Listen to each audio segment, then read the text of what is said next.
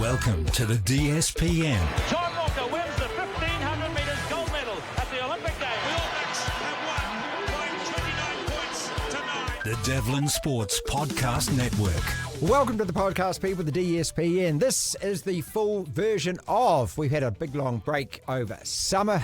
We put out a podcast every single weeknight where we discuss the day's major sporting issues. We've already cracked 3,000 subscribers on YouTube, so thank you very much for that. If you are liking and what you're looking at and what you're listening to, hit that subscribe button. We're all over social media as well. Martin Devlin _DSPN. Thank you so much for your support. If you can like, share, follow, all of that does really help. On the show today, Justin Marshall. We're talking rugby. Six Nations kicks off this weekend, as well as preseason Super Rugby. Did you know that? Tennis, we go to Melbourne for a post-match wrap of everything about the Aussie Open. Matt Gunn, good old Aussie mate, joins us from Twizel for a rant. And with Lachlan back, we play his favourite game called What is More Chance of Happening? We start, as always, though, with a sermon from the mountain top. We live in an amazing, amazing world, and it's wasted on the crappiest generation of just spoiled idiots. Aryna Sabalenka, who lost the Aussie Open final on Saturday, making headlines here for all the wrong reasons or not. Have you seen this story? There's a video on social media showing her coach, and another bloke looking like they're going to pee on the runners-up trophy. They're in the dressing room post-match. They're pretending to pee. Now, the way this has been reported in our mainstream media is at total odds with what actually took place. On the Stuff website yesterday, screaming headline: World number one accused of disgusting act with Australian Open trophy. This is where the media take a comment from some anonymous random on social media and report it like it's news, like it's fact. The tone of the story makes it seem a hell of a lot worse than it really was. I urge you, watch the video for yourself and decide for yourself. It's honestly a great big nothing. If you still want to be judgmental, then smashing her racket on court after she lost was probably a hell of a lot worse. The three of them were in the dressing room. She had just lost, and they pretend to pee on the loser's trophy. The whole thing lasts about a second long at max. I don't know who filmed it, but it's there. It's the loser's trophy. And who wants that anyway? I mean, I was in Paris a couple of years ago, and I watched most of the All Blacks take their runners-up medals off and just go and hand them in the crowd. Nobody wants the loser's medal or loser's trophy, which is probably why they all pretended for barely a second to pee on it. Pretended. Watch it again. Decide for yourself whether it deserved to lead the news under a disgusting act headline. Because it didn't. DSPN. Every week on the DSPN, what a pleasure it always is. I love talking rugby, and no one better to yak with than the 81 Test veteran of the All Blacks. He's going to be on our screens with Sky Sport all year, which is great news. Justin Marshall, welcome back. Yeah, thanks, Marty. Nice to be back. And you know, we've been chatting for a few weeks now, but ultimately we are getting much closer to the start of Super Rugby, aren't we? And obviously the Six Nations, which we'll chat about later on in this interview, are starting this weekend as well. So very much rugby season, even though I was watching the Big Bash final last night, and it feels like it's the middle of the cricket season, we're having to start to think about rugby because very soon it's going to be on our doorstep. Look, I'm talking about that with Matt later on the podcast, about what an innings from the young... I mean, I was just gobsmacked. I ended up falling asleep in front of it because I get up at 4:30 to do the radio breakfast show these days. Good God, mate. I mean, could that boy hit? Oh, mate, that was just impressive stuff. And obviously what I loved about it was his intent. His intent was to hit the ball hard and to try and hit every ball that was bowled at him. And he was pretty much successful at doing that. And to belt out, I think it was 11 sixes, wasn't it? 11, it was just mind-boggling to know that somebody is actually capable of doing that consistently and get over a ton and doing that without actually mistiming it that badly that you will eventually go out. And it took him a long time to do that. So, yeah, it was really entertaining to watch. It didn't really make a contest of the game because he was kind of took it away from them. Yeah, right from the off. The game away from them in sixth overs. Incredible. Yeah. Pre-season Super Rugby this weekend. Now, calm the farm. It is just pre-season. But what I like about this is exactly what the Blues and the Crusaders are doing, playing at Kirwee. I know, you've obviously, been down from that part of the world. You know where that is, but just in case people don't know, kind of west of Christchurch, you go towards Darfield. I think it's on the way to a place called Glen Tunnel. Who would know? But the fact that there's 3,000 people turning up there, they sell it out. And this is brilliant, isn't it? Absolutely it is. But because, like, for Super Rugby in general, the games, apart from the odd anomaly, are played at the big stadiums, and that makes them sometimes not touchable to some of the folks that live in those hard-to-get places, and that makes big stadiums hard to get for them. So for the innovation to take those games and pre-season matches to places like Kirwi, we used to do that for pre-season. We used to go to places like Kirwi, you'd go to Methven as well, and we would train and be around the public there because they are part of our franchise. And equally, I know the other franchises take their games to some remote places. We're about to the Chiefs and the Hurricanes go. Some place where Tui is. That's in the Wairarapa, and it's where the old. Yeah, I mean, it's that iconic big building. When you actually look at the other fixtures, they're all been played in what I'd call kind of normal places. New Plymouth get a game, but I mean that's a city in itself. But any time that this happens, I always celebrate it. So we aren't going to learn anything. It's pre-season. It's like Alan Iverson says, isn't it? It's just practice. It's pre-season. So let's not get too over about anything to do with the results or anything.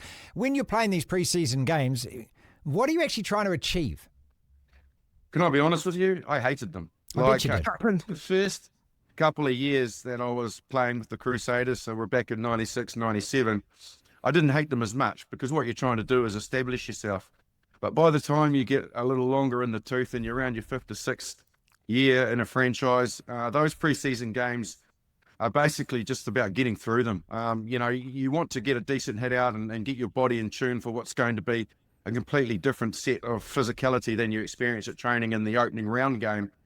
But also you've trained your ass off, Marty. For 2 to 3 months, you've been working hard, you're feeling fit, and you don't want to knock yourself around too much because what you ultimately want to do, and we've spoken about this, is play every game of the round robin and then get into the finals, and you want to play as much super as you can. So preseason games, they're all about, yes, trying to establish and find your rhythm, but they're always a bit clunky, to be honest. And I think more than anything, it's just getting the players used to the speed and the tempo of what that type of rugby is going to be all about, because you can't replicate that at training. So you have to do it in pre-season matches. But in general, in terms of game pattern and the way that you want to play for the year, you probably get more out of that on the training field than you did in a pre-season game. When you're changing players constantly, there's no rhythm. People are coming off after 10 minutes. There's 20-minute water breaks. It's a bit of a shambles. So I think it's more just for getting the body nice and hardened. Six Nations kicks off this weekend. I think next to the World Cup, we've talked about this, it's the greatest rugby tournament in the world next to that. No disrespect to our own rugby championship, but it has that history, isn't it? And so we spoke last week and your thoughts then about who we thought were going to win. I wanted to ask you this week about what are the best games to be at? And for any rugby fan, going to the Six Nations, if you're not from the UK, I mean, part of the whole deal is that these separate countries have just rivalries beyond rivalries because it dates back hundreds of years. It dates back to your great whatever grandfather took my great house from way back. But if you just had to run by a few, what are your must-watch ones or must-attend ones? Yeah, it's a really valid question. And again, I was fortunate enough to be there for the first couple of rounds last year. And I certainly feel that whilst there's history and tradition, with any of those sides that basically take on France or they take on Italy, the real intense rivalry, and I felt this when I played. The first time I played for the Ospreys and we played an English team. And I'd been in the team for about 3 months, and then we started the Anglo-Welsh competition. And it was just a different level. The changing room mood for the Welsh just completely changed. We were taking on an English team, Harlequins, and I certainly feel that if you want to know what that real historic rivalry that dates back hundreds of years is all about, any of those games between Wales and England, Scotland in particular, they always have a different type of intensity about it. You throw Ireland in the mix as well, particularly when they play England. There's been some history here. Yeah. No disrespect to the fact that when you want to watch England versus France or Ireland versus France, are going to be a couple of the great games of the tournament. But if I said to somebody, go watch Wales play England at Cardiff, or go along to Murrayfield and watch the Scottish play England, or watch them play the Welsh. That's where you really know what Six Nations rugby and history is all about. That thing about growing another leg, it does actually happen, doesn't it? I mean, I go back through the results and, Scotland, the only game they might have won in Six Nations over time is always against England. England going for a Grand Slam, they lose against Scotland. Why? It doesn't matter what your form is at that time. It's all of these things you're talking about. Yeah, and I think the players, they feel that intensity during the week. They know exactly that they can actually, regardless of form, go out and put a performance in that basically is significant for that history. And I certainly feel that throughout the course of the Six Nations, yes, there are teams that play well and consistently are at the top of that competition, but equally, there's always upsets. There are always upsets in this competition, right because of what you just said, that for some reason or another, some of these teams just find a way. And if things start to go right really early in matches, like put it this way, the Welsh have dropped 12 test matches, haven't they? And we talked about that last year on the bounce. Their game against England in Cardiff at Millennium Stadium is already sold out. It's been sold out for 2 months. Mm-hmm. They have no right to sell out 85,000 people with the form that they've presented in the last 2 years. But this just goes to show you what the Six Nations mean to them. And you imagine being one of those Welsh players running out onto that stadium, seeing all that sea of red and the odd white jersey there that's travelled down from London. And all of a sudden, like you say, they can grow an arm and a leg or two and really make a contest of it. All right, then. We're still calling it that. It's Ireland and France. Those are the top two teams. Although Yeah, I just think, just watch England. I don't think they're as bad as what people think, and I thought they were coming back as well. But as you say, I mean, all of these results, I mean, you look at them every weekend, and there's always a surprise. Yeah, there is. And to be fair, there's a few banana skins out there. Like, I wouldn't like to be playing Scotland at Murrayfield. They're a handful there. Mm-hmm. And equally, Italy, they're no pushover. Particularly, the French have got to be very wary of them. They don't travel as well, but I don't mean to be picking on Wales. They did beat Wales last year in Cardiff. So they're capable of the odd upset. But for me, the big three, Ireland, England and France, have to be very, very wary, I think, of Scotland, because they could really throw a spanner in the works in this competition and cause a couple of upsets. They were well in it last year. I think they won their first three, or definitely first two, which really put them in contention, and then they faded away a little bit. But they're a better side now. Losing Tui Pelotu, their centre and captain, not ideal, because he's been a big part of why they've been very good lately. So that'll be a bit of an Achilles heel for them trying to replace him. But hey, watch out for them this year, the Scottish. Also, Six Nations have adopted the Southern Hemisphere 20-minute red card rule. And we were talking about this with TJ last week, and the fact that, they don't like, looking at anything innovative that we do down here and thinking, we are going to adopt that. This is just good sense in your mind. And do you think it's something that now that that's been adopted, we're going to see this right throughout all international rugby? I hope so. Look, there's just too much ambiguity and inconsistency around high shots. And when I mean that, I mean it with the word intentional and not intentional. Yeah, you're right. Yeah. Incident as opposed to accident and that kind of thing, isn't it? Exactly. Yeah. And I don't think any rugby player out there nowadays wants to go out there with the intent and purpose to take someone's head off and to injure them. No, it's just the timing and collision thing. And the fact that sometimes it's reckless, rightly it deserves a red card, but the majority of the time it's not reckless. It's just bad timing. And all of a sudden, we all suffer because of bad timing. Yeah. That player gets taken out of the game. One team goes down to 14 and it really nullifies the contest. So, look, I understand that there's still drums banging to try and keep the full-time red card to stop this from happening, but I don't think we'll ever get it out of the game, because those little microseconds in between contact, going to ground, dipping, all of that sort of stuff, you'll never be able to control that. And making a full red card won't do that. That won't make the players change their mindset in any way. So I think this is a great call. 20 minutes, you can still put some pain on the opposition if you're good enough. Yep. Whereas if you're the one that's down to 14, you can survive, galvanise, stick together, and keep the game a contest. So, really good to see they've actually adopted something that we have been advocating for quite a while, Marty. Hallelujah. Yeah. Things are changing. Unbelievable. Well, look, it's entertainment is what it is. And as soon as you get that red card, you can feel the collective sigh all around the world, everyone watching, because we're all thinking the same thing. It's almost impossible for a 14-man rugby team to beat any 15-man rugby team. It doesn't matter what level that you're playing at. And, again, it's about the spectator, and this is what rugby's got to think. Every other sport, is clamouring for attention at the moment. If you want people to stick with your sport, it's complicated and hard enough to watch at times anyway. This, to me, just makes good common sense. And what it does, as you say, is it just provides a safety barrier underneath, hey, I got it wrong, but it's not a foul. Look, to me, red cards, Justin, there are two things. Deliberate foul play or any kind of act of violence or anything like that, or persistent, consistent professional fouling. Those things get off and don't come back, okay? But the rest of it is just what happens in a game of high speed, big players colliding with each other.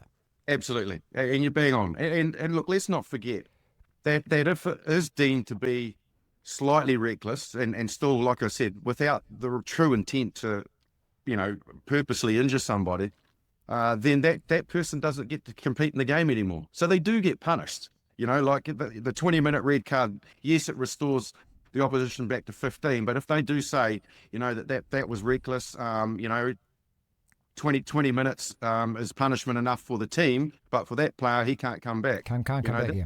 So that is actually still reinforcing to players, hey, you got it wrong, and we see that you had enough intent in there, but not, a high level of danger, whatever it may be, but you can't play anymore, and now you're going to have to go to the judicial, and we'll decide when you can next play. So you are still getting hurt by being off timing and getting your tackle technique or whatever wrong.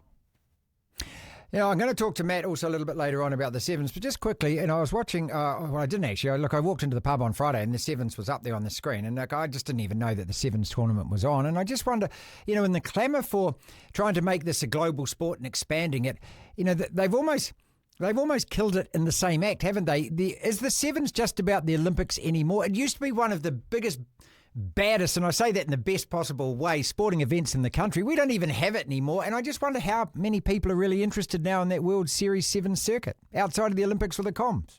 Yeah, they just don't seem to be getting the crowds they used to be. At some of the venues they do, but the vast majority of it has seen a drop off, and I think probably when you look at Sevens now, they might be victims of the volume of rugby we are having to consume now as well. So unless you are a real Sevens aficionado and that's your sport that you watch regularly and you tune in for that and you don't watch much 15s, then you're sure they'll be the people going to the stadiums and tuning in to the games on TV. But in general, it is on a decline. And like I said, I just feel that it's just again a victim of how much volume and rugby that we've got. But equally, the fun police are out there, aren't they? Yeah, and they killed it in Wellington, mate. It cost, I think, Wellington the Sevens because they didn't want people to have great fun. They were having problems with alcohol consumption and people dressed up and dancing and being silly, but people were just having a good time. So, yeah, unfortunately, a few of those big tournaments, like Hong Kong, I think, is not on the calendar anymore. They had the last tournament there, didn't they? And, they were big marquee events that showcased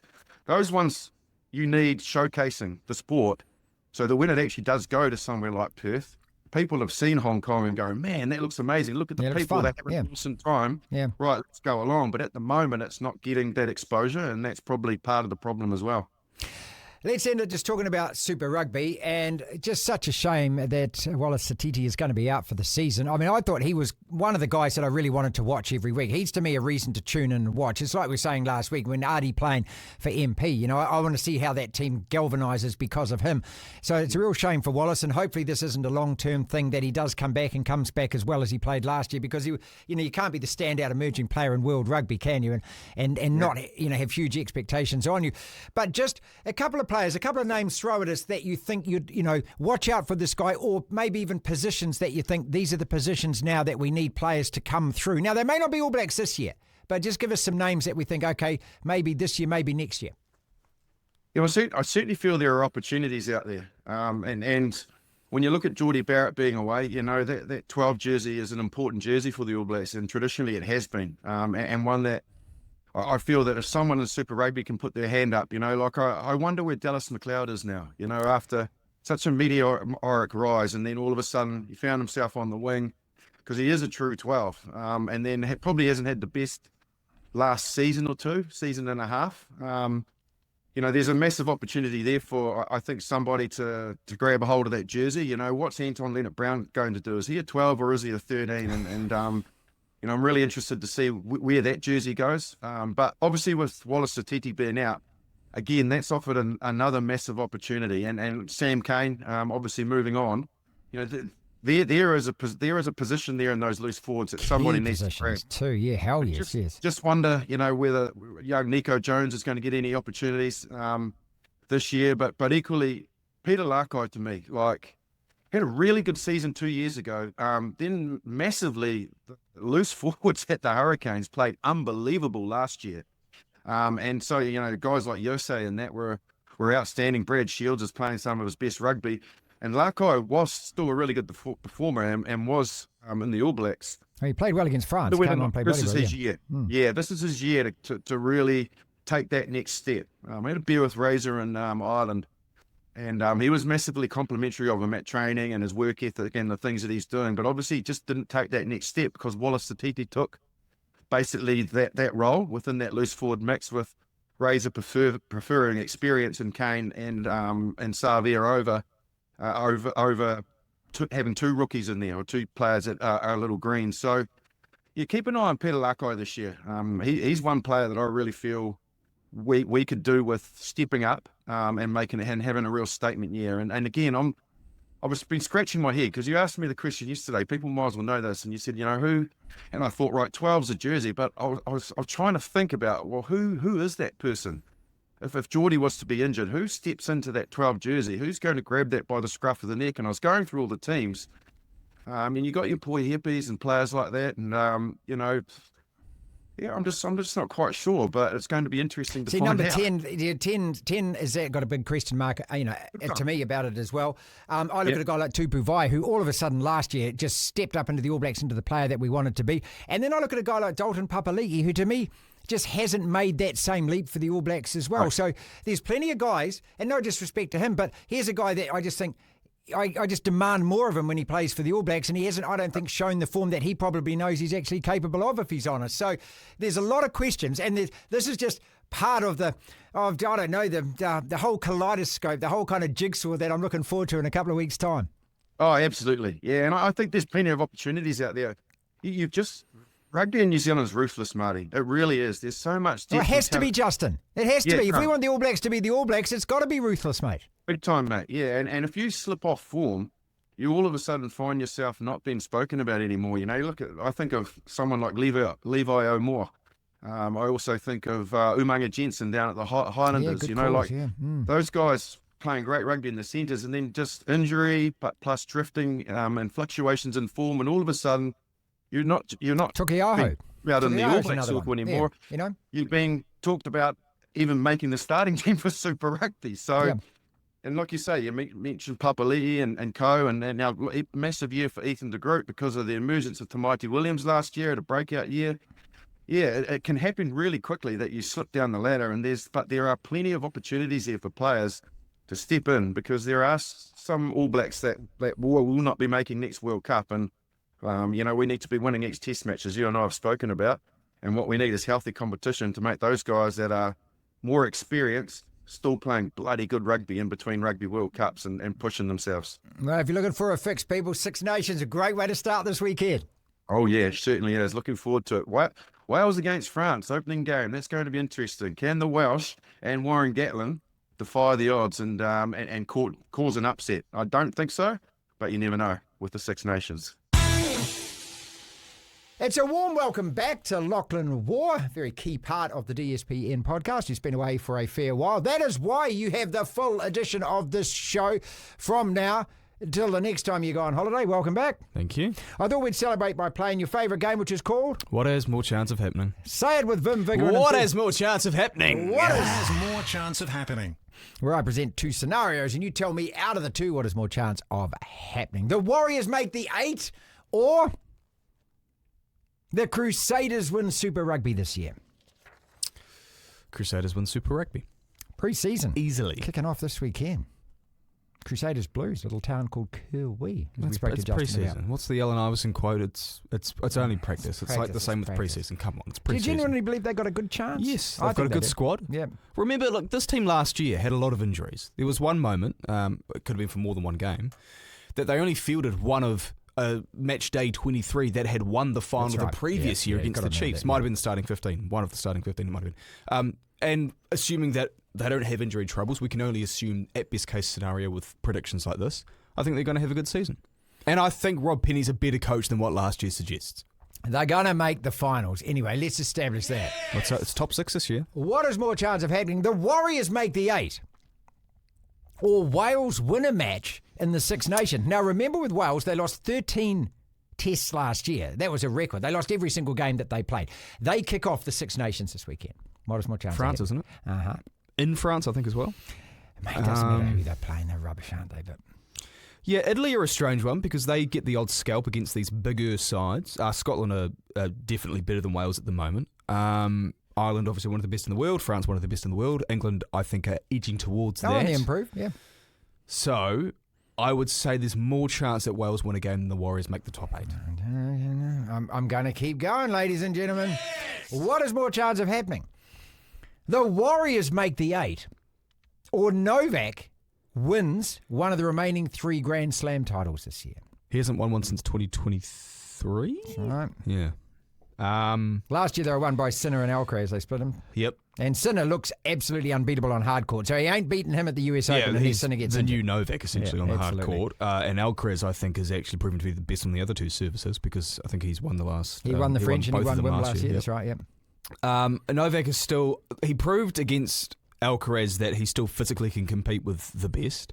However... As the months pass, because he's 37, is he? 37. He would be the oldest man to win a Grand Slam if he managed to do it. I think since Ken Rosewall. I think when you get to that age, things accelerate more and more. Obviously, when you're in your late 20s or your early 30s, where you're probably in your physical and mental combined prime, if that makes sense, the downward turn of your form is slower, and then now it really starts to accelerate. So as the months pass, his body's getting worse and worse, I would think. Then again, I don't think the Warriors have a good enough squad to make the top 8. Now, this is all assuming, like the Crusaders, that there aren't that many injuries for most of these teams, that most teams can perform close to their best, including the Warriors, and I don't think they are one of the 8 best teams in the NRL. What is more chance of happening? Novak wins one of the last 3 Grand Slams. We are in 3, people. What is more chance of happening? The Warriors make the 8 or Arsenal win the Premier League?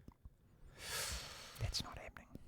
It's not. I was a little bit nervous for my beloved Liverpool when we got a couple of draws against your rubbish team as well at Anfield. Game. You probably should have won that game. Yeah, probably should have. Yeah. I'd actually say the Warriors make the 8. To be honest, I'd say there's more chance the Warriors make the 8. Sorry again. There is more chance that the Warriors make the top 8 in the NRL in 2025 than Arsenal winning the Premier League. Why can't you just say out loud the Warriors are going to make the 8? Because I don't think they will. Like, they have a chance, to be fair. Like, because I think they've got a good chance. The addition of James Fisher-Harris, I think, is massive. I think that's a huge improvement on Adam Fanua-Blake for the intangibles as much as the on-field presence. Yeah, I agree with that. I think Sean Johnson being gone is actually good. Post-contact meters, yeah. Yeah, I think Sean Johnson being gone is a good thing for the team. He didn't play last year. Well, exactly. But there was this whole, when he's healthy, he'll play and he'll turn things around narrative. And again, Andrew Webster's a very good coach, I think. The Warriors have a chance. I don't think they will, but they absolutely have a chance. What is more chance of happening? The Warriors make the 8 or your Eagles win the Super Bowl? Oh, the Eagles win the Super Bowl. Well, outstanding yesterday against my Commanders. I tell you what, up until yesterday, I wouldn't have given us any chance. Yeah, we played seriously well. Seriously, we ran the ball well. We made plays on defense, which we've been doing for a while. Yeah, but you're up against Kansas City, Mahomes, Taylor Swift, the NFL, all of their referees. Can you beat all of those? It's not just beating the Chiefs. You've got to beat all of that, right? Yeah. I don't like opening the can of worms around that Mahomes and the Chiefs get calls. They do. But they do. But every team, look. But every champion side does. No, but that's also people picking and choosing for their own narrative. If you go through every single team's games this year, everyone would have gotten calls going their way at some point. Can you beat them? Yes, we can, absolutely. Our do you have more chance of beating them than the Warriors by make the numbers, the 8? We've got the best defense in the league. We've got a great running game, which is the weakest part of the Kansas City defense. They're good against the pass, not so much against the run. More of a chance. It's a one-off game as well. I like my mathematics in these situations. Okay, you know that. This is one game versus 24 for the Warriors. Absolutely. What is more chance of happening? The Warriors make the 8 or the Breakers make the playoffs? Well, they can't. But they're out of contention. They mathematically can't. I win that one. 2 to go. What is more chance happening? The Warriors make the 8 or the Black Caps win the Champions Trophy? Warriors make the top 8. Oh, come on, look, I think the Black Caps have got a White Ferns chance of winning that Champions Trophy. We've got a good enough team if we click on the day. Well, the White Ferns' chance is kind of similar to Leicester City's chance of... Okay, maybe to be fair, the White Ferns probably had more of a chance, but that was... Let's be honest. It was a miracle. It was a miracle. Yeah, it was. And if Australia wins the semi and gets to the final, we don't beat them. Okay, sure. So, but this is tournament. This is what happens in tournaments. It can happen. Greece won the Euros. It can happen. One thing about the NRL, similar to the NFL, every year there's about 2 to 3 new teams in the NRL top 8. Always is. So, and it's closer to 3 than it is 2. I remember running these numbers last year. So there's probably going to be 3 new teams in the top 8. The Warriors can be one of those 3 teams. Can be one of those. That's exactly right. Final one. What is more chance happening? The Warriors make the 8. Can I just say, I'm being very diplomatic here. I'm actually being quite supportive of the Warriors. See, this is what happens when you've had a holiday. You come back all happy. The Warriors make the 8, or Penrith and Melbourne miss the 8. No. Wait, more chance of Warriors make the 8. Absolutely. Say it out loud. Well, say the Warriors make the 8. There's more of a chance that the Warriors make the 8 than Penrith or Melbourne, who I think will both be back in the grand final, miss the 8. Time to talk tennis. The Aussie Open wrapped up on the weekend, and a very surprising winner as far as the women's draw went. Madison Keys winning her first ever Grand Slam, but Jannik Sinner just imperious, winning his second and third Grand Slam overall, back-to-back Aussie Opens. Marc McGowan's from The Age in Melbourne. He covered the event. Welcome, mate. Good to have you with us. Martin, thanks for having me. Did the right 2 players win men's and women's at that tournament?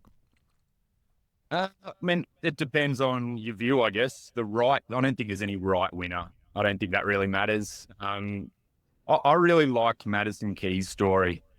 She's someone I've followed for a long time. She's almost 30 now.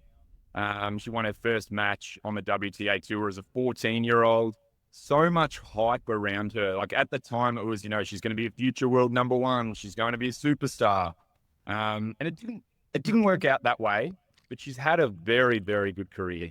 It just hasn't quite reached the heights almost the impossible heights that people placed on her at that age. But winning that Grand Slam, I think, is a really nice story, and for her, she can walk away now, no matter what happens from this point, and feel like she's achieved a massive amount in this game. No one ever takes that away from you. Jannik Sinner, though, as I said, on hard court, he's won the last 3 Grand Slams on hard court. He just beasted that tournament. Well, it's a funny one. If I look back to 12 months ago, I felt like it was a lot easier for him. We all know in the final, coming from 2 sets down, so that was obviously a lot different, and that was incredibly difficult to do that. But as far as the run to last year's final, it was incredibly straightforward. He had that demolition in the semi-finals against Novak. That was almost the statement win, the signature win that sent those warning signs around the world. This guy's the real deal. This year, he arrived obviously a little bit different, coming in as a defending champion, a lot more expectation. And there were just some little things in the background. Obviously, the doping case was certainly a major issue in the background. But on top of that, he was ill during the tournament. He was cramping a couple of rounds later. He just had these little spot highs. He even dropped a set to an Australian wildcard, which no one expected. But that gave Tristan Skulkate a little bit of excitement and something you can tell his grandkids in the future. But obviously, when we get to the final, it was pretty comfortable. And in the end, it's probably not a surprise that Jannik wins. But it wasn't as simple as probably people think on the outside. Yeah, I watched that semi-final against Novak last year, and he played outstanding tennis in that. Novak was playing, just as well. I mean, looking at Novak, though, what is his future? 37 years old. Is he going to win another Grand Slam this year? And if he doesn't win one this year, chances of him ever winning another one? Well, it's funny you talk about that. I mean, we don't even know if he'll retire at the end of the year. I think when you get to that stage of your career, there's always questions about how much longer you're going to play for. And a guy like Novak, he's not playing to, be the world number 1 anymore. He's not playing to win an ATP 250 event. He's there to add to his Grand Slam tally. That's exactly all that's driving him at this point. We know he's already got the record there on the men's side with 24. He's desperate to get to the 25. Look, I'll never doubt Novak because he just continues to astound with his longevity. We know that he won the Olympic gold medal last year, beating Alcaraz. He beat Alcaraz again at the Australian Open. So we know that his level is still there on his day. The problem for Novak right now, and as he pointed out himself, is his body's letting him down a little bit more often these days. So that's a real challenge that he's going to have to overcome if he is going to maintain a high standard for that 2-week duration that's required to win a Grand Slam title. You really feel the torch has been passed, though, don't you? You really feel that these two, Alcaraz and Sinner, are now going to dominate, and especially Sinner. What about his future? Look, he won the US Open last year. He's just backed it up with winning the Australian. Now, as I said, he's pretty imperious on grass court, and you expect him at some stage, being Italian, to actually start flourishing on clay. How good is this guy going to get? Oh, how good is he already? I mean, you go back to last year, 2 Grand Slam titles, a 73-6 win-loss record. I mean, it's extraordinary. It's one of the all-time great seasons, and he says himself, I'm 23. I'm still young. I've got a lot of improvement left in me. I'm not the perfect player yet, which is, to be honest, that's scary for the rest of the competition because they're already struggling to beat him. But I think the questions that came after that Australian Open victory, we all know he's clearly the best hardcore player in the world. Now, again, this is what happens when you get to this level. Everyone wants more and more. Mm-hmm. It's not enough to just be a hardcore player. He made the semi-finals of the French Open last year in that epic 5-setter with Carlos Alcaraz. Made the Wimbledon quarterfinals. Look, he's certainly not a joke on those surfaces. He's still very much a contender there as well. But until he wins on those surfaces, there'll still be that, he's not quite there yet. But again, that's just the reality of when you get to that high and the standards that come up. But there's still people who very much say that Carlos Alcaraz is still the best player in the world, even though the rankings don't say that. He just has that extra gear, that extra level that some people don't think that Jannik has. But gee, it's a fantastic rivalry, and the rankings don't lie. Jannik's on top, and he's got about a 4,000 point advantage over the second player in the world. And also Alcaraz, doing a Bjorn Borg and winning, the French and also in London. And you just think on those two such contrasting surfaces, I would think if anyone can actually adapt from a hard court to grass, faster surface, it's got to be Jannik Sinner. Finally, mate, just in terms of covering that event in Melbourne, the crowd plays such a part, don't they? There's a lot of banter. We saw that with the post-match interviews and players getting upset about that. Booing Novak when he withdrew injured. Zverev getting, copping a little bit as well. Is that part of playing in Melbourne? When you play in New York, I mean, it is a circus. It goes late at night. You've got planes flying over. I mean, there's as much attention on those who are in the celebrity boxes. Is that now part of Melbourne, that you are going to get a lot of crowd interaction? Look, it's always a talking point. And I certainly asked Craig Tiley, the tournament boss, about that in an interview on the last day of the tournament. What did you make of the crowds? Were they worse? On their metrics, which is looking at, how many interruptions there were, how many people had to get removed from the stadium, all these sorts of things. From Craig's perspective, now obviously his job is to play it down as well. Obviously we have to put that asterisk there. But from his perspective, the crowd weren't any worse this year than any other year. They certainly had some incidents. We know about the Danielle Collins one where, I thought that was great theatre, to be honest, where they were getting into her and she gave it straight back. It was That's fantastic. right, yeah. She said, you're paying the me booing up, of Novak wasn't great. Yeah. I didn't like that. But again, Craig made a really good point. He was at Davis Cup late last year in Spain, and you couldn't even hear what was going on in the court because the crowd was so wild. I don't think it's any worse than anywhere else, really. You pointed out New York. Gee, the sports fans in New York are pretty tough too. So I think everyone knows that Australians, they love their sport. They love a bit of banter. We know about our cricket team. We love talking tough on the field. Look, but I genuinely don't believe it's a major issue that's clearly any different to anywhere else. Every Tuesday on the podcast, we welcome our old mate from Twizel. Let's be positive with Twizel's Matt Gunn.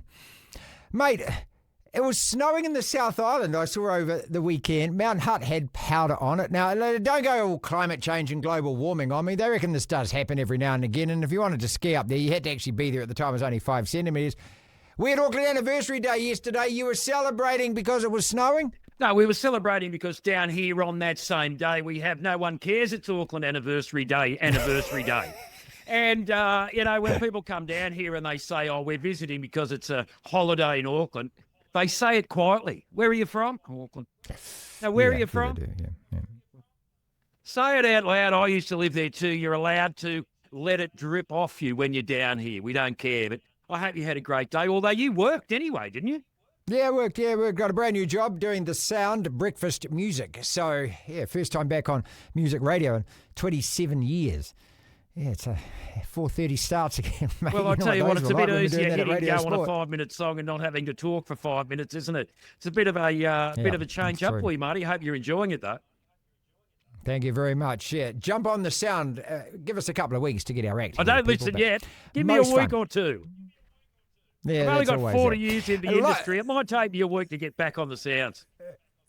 Lots of topics to talk about. Sabalenka to start with. Was that a disgusting act? It was, as it was reported across mainstream media in New Zealand yesterday, or was that just a couple of people doing what you do when you're really peeved off after you've just lost a Grand Slam tournament, pretending that you might pee on the losers' trophy? The people that are outraged are the people that never make a Grand Slam final and lose and get given a silver tray.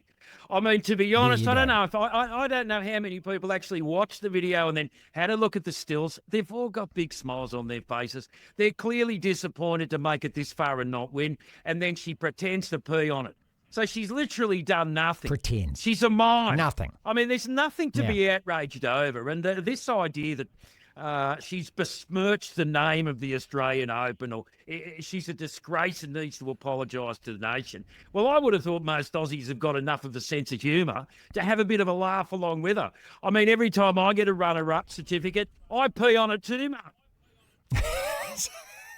Everyone wants to give away the losers medal. Don't give a losers trophy then if that's the case. Hey, speaking of the tennis, lots of banter, wasn't there? Novak got booed.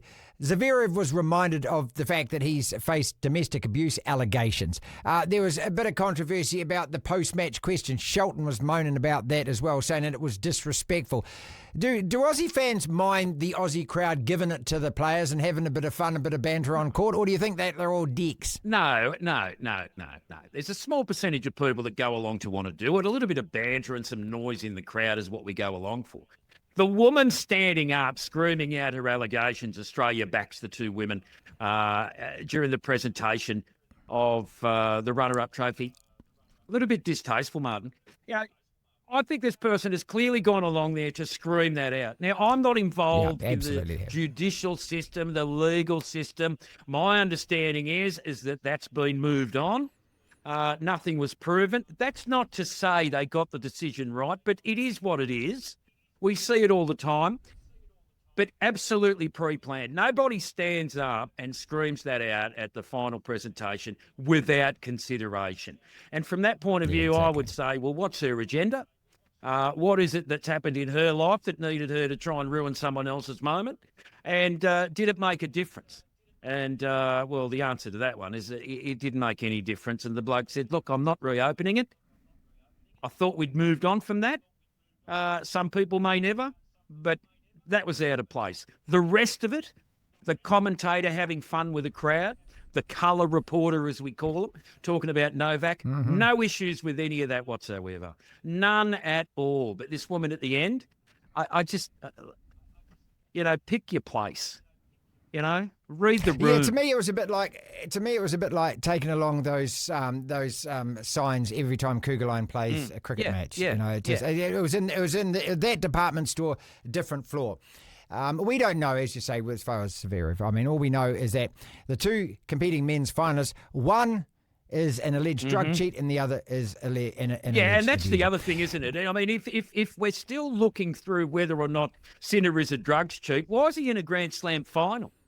I mean, totally agree. You get caught, you get stood down, you go through the process and you come back when you're either cleared or you don't come back if you're not cleared. And he wins a Grand Slam and then they continue the investigation. I think that's probably the most out-of-place artefact that we've seen at the Aussie Open. Let's talk Breakers. What the heck has gone wrong with that club this season? They've had an absolutely wretched season. Started, I think 7-3 or something like that, which was, hell of a start, and then lost about 15 out of 17 games. I mean, you love your basketball. You used to call the Breakers. What's gone on? Well, I'll tell you what went on. Just an absolute collapse from within the club. Now, they had this American power forward, Gillespie, who was playing tremendous for the club. He looked good inside shooter, good rebounder, good defensive player. He could shoot the three, and he had a tremendous defensive screen at the top of the key, which allowed the Breakers to open up their play, moving the ball around the outside of the key and hitting a lot of 3 points early in the season. Then the club decided they wanted 7'6" Taco Ball in the squad, who was sitting on the bench at the start of the season with a leg injury. And everybody was extremely excited about getting this former NBA player in there, a short NBA career, but nonetheless, Senegalese representative. And he's been an absolute disaster for the club. He himself has played reasonably well on a number of occasions. 26, 27, 28 points, some good rebounding. But he can't handle the ball. And the ability for the club to use a 7'6" player to attract a double team down low, pump the ball back outside and hit the three like they were doing at the start of the season should have been a lay-down misère. The problem is Taco Ball, unfortunately, is a faller ball. He can't pass. Once he gets the ball and he's double-teamed under the hoop down low, they turn the ball over. So the in-out motion with a double-team player down low, it hasn't worked for the Breakers. And when they moved Gillespie on, it seemed like the whole structure of their offence fell apart. Yeah, I mean, it seemed to me that there was nobody needed to double-team him, and so that was the whole point of the thing, and there wasn't working. And so, I mean, the guy literally can't jump. You know, he's not athletic in any way. So if he can't handle the ball and then release it back out to open players, I don't think he's a prolific enough scorer to keep him in the squad. But it's spectacular to see a man of that size. He's just so much bigger than anyone else in the game. It's tremendous to see. And he doesn't look frail or fragile, but he's got to work on his handling because, to get the best out of him, he's got to be able to pass back outside. Knock, knock. Who's there? The Sevens World Series Circuit Tournament in Perth. Yeah, look, come back next week. Yeah, honestly, I got a mate in Perth and I texted him over the weekend and said, were you aware it's on? He said, I wouldn't have a clue. No publicity. I went to the pub on Friday night to the full-time bar in Kingsland, and on the biggest screen of all, I walked in, they had the Sevens tournament on. I said to the guy at the next table, I said, what's this? He said, Sevens. I said, is this a... And naively, and I work in sport, I said, is this a replay? He laughed. He said, no, it's on live. Now, within 5 minutes of arriving there, I think it was the Celtics were playing the Lakers, and they switched from there. No one cared. Yeah. I just wonder, mate, since they made this an Olympic sport, that, and it's awesome that it's in the Olympics, but since they've made it an Olympic sport, outside of that in the Commonwealth Games, they've just killed it. It used to be an absolute must-watch, go-to event here in New Zealand. The Fun Police got hold of it. The Woke did out of Wellington, and Hamilton had it. No one... Well, when's the last time it was even in New Zealand? 7, 10 years ago? Yeah, I don't even know when they played it here. But it's just dead, isn't it? Fallen off. It's dead as a sport. It's fallen off the radar. Completely. It's gone. Off the cliff. Gone. My first memory of Sevens was 1997 in Hong Kong. And... do they even have a Hong Kong tournament anymore? Who would know? This was just a tremendous place to be. It was a break. It was a getaway. You've gone to Hong Kong, you get the chance to dip your toes into China, and you spend a couple of days at a tremendous stadium in the middle of the city watching the rugby. But nobody cared who won. Nobody knew who anybody was. But it was an interesting couple of days. It was a great tournament, and we lost it. Now, how you lose an event that successful is overthinking and playing into the hands of people that don't go. It just takes a monumental cock-up, doesn't it? Doesn't it? But it's just administrative incompetence at its absolute zenith, isn't it? How you take a goose laying golden eggs and just kill the goose. Yeah. It's the dumbest thing ever. But look, obviously the players and the families and everyone who's interested, that's fine. Fair play to you and be interested. But for the rest of us, yeah, unfortunately, I think that's where it's ended up. I mean, if you don't know it's on, no, I didn't. That's an indictment on the game I'm being itself. A dick about that. I didn't realise it was on until I read a headline on Fox Sport or something like that, a minor headline, 6 pages down the website, saying the Sevens was on. And I was surprised. And then you messaged me, and I wasn't surprised that you were surprised, if you know what I'm saying. Let's end it on the Big Bash cricket. Our Super Smash all wraps up this weekend. Last night, I fell asleep watching it, but a young guy who hit at a strike rate of 257, he hit a century off 39 balls, 11 sixes, 4 fours, 82 off, what is that, 6 for about 10 balls or 11 balls or something crazy like that. A hell of a performance. But the point I'm trying to make is what has happened to Tasmania. It's now the hottest sporting ticket in town in Australia, A and BL champions, and now the Big Bash champions from Hobart. I've got no idea what's been going on in Tasmania. Over the years, a lot of questionable things have been going on in Tasmania. But it seems they've started to take their sport seriously, and they're delivering some players. This young bloke, the 23-year-old, hit 50 off 16 balls to kick his innings off. 50 off 16. Yeah.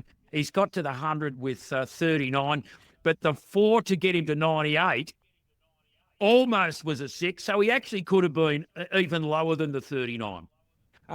Headlines out of the T20, and you asked me whether or not this BBL has become one of the big things in Australia. The headlines are unforgettable scenes. This guy's written himself a lifetime paycheck.